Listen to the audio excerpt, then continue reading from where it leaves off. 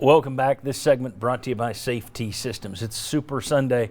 How'd you like to watch the big game on a 10-foot widescreen with 4K clarity? What about UT games or movies with that kind of a setup? Well, you can do it. Just give VFL JJ Surlis a call. The folks at Safety Systems do a tremendous job. They took care of my home entertainment system, and I can't say enough great things about it.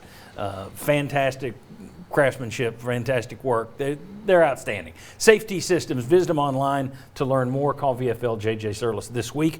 And by next Super Bowl Sunday, you'll be watching the big screen in style. I'm watching the big game in style on a big screen. Big. All right. Guys, when the internal investigation story came out back in December, most Vol fans and some of the media were thrilled. UT could dump Pruitt and not have to pay him a buyout. Woohoo! It makes all the sense in the world. In hindsight, considering what we just looked at with the roster, maybe it wasn't the brightest move. Take a look at this graphic, okay? If you had kept Pruitt, fewer buyouts for staff probably. He would have moved on from some guys, but not the whole staff. No impending court case with Pruitt if you kept him. No bad blood between T. Martin and some of the VFLs. No buyout of Fulmer. No buyout to get Danny White from UCF. No money spent on a new coaching staff. Fewer transfers, more than likely. Better signing day? I don't know about that. Bigger potential NCAA sanctions would be the drawback if you'd kept him. But here's the thing. Now I'm seeing people say, well, you couldn't have kept him. He was going to destroy the program. Trust me. If Will Wade can get caught on a wiretap talking about bribes, if you'd wanted to tie this around the assistant's neck and kept Jeremy Pruitt, you could.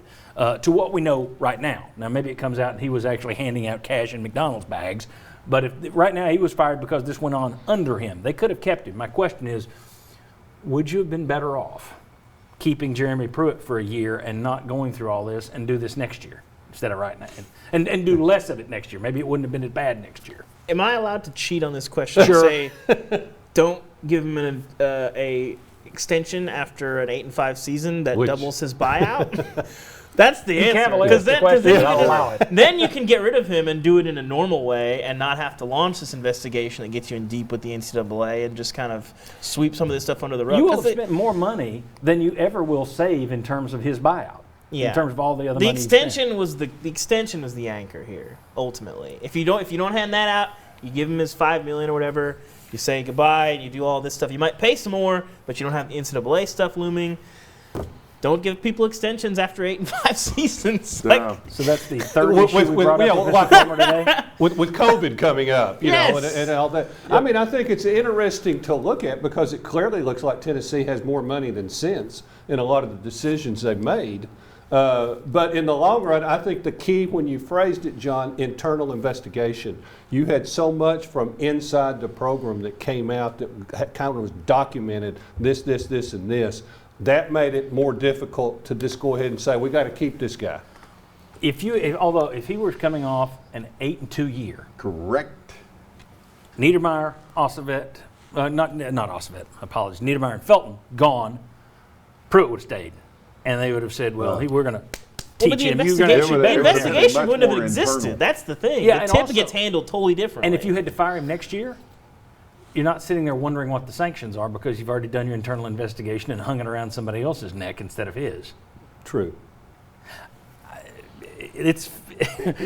wouldn't have said this 6 months ago or 2 months ago, but now it's like 50-50. If you wait till next year, maybe you don't paint yourself into a corner with your coaching hire as well.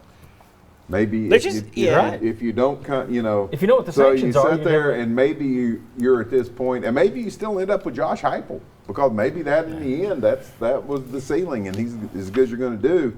But if you keep him, maybe a lot of the stuff that had to happen too quickly, you can put off and do in a more normalized fashion. I've said this a lot of times. Agents versus athletic directors, most lopsided rivalry in college sports. Tennessee's paying the price right now, quite literally. There you go. All right. When we come back, good news for one VFL going to the Hall of Fame and another VFL who deserves justice. We'll tell you who next. Coming back on the Sports Source.